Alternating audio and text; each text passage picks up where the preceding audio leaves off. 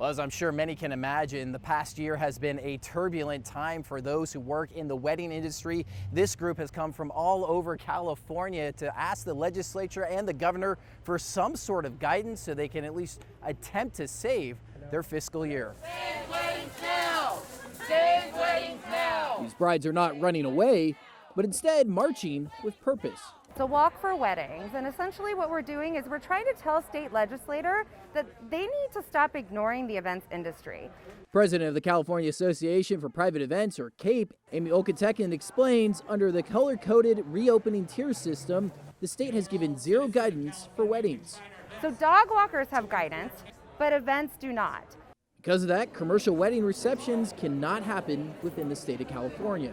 So right now you can have a ceremony only, you cannot have a reception.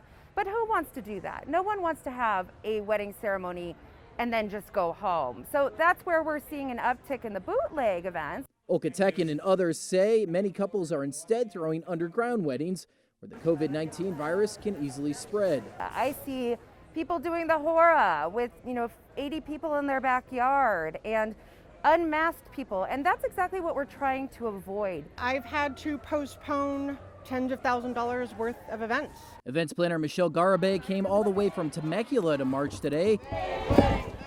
She says in her area, many other wedding businesses have failed.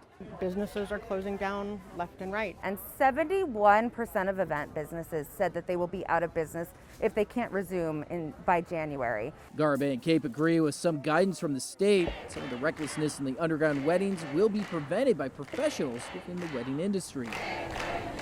I'm able to direct and steer that ship to make sure catering is following guidelines and we are being safe. Pretty much every state aside from California has guidance on events.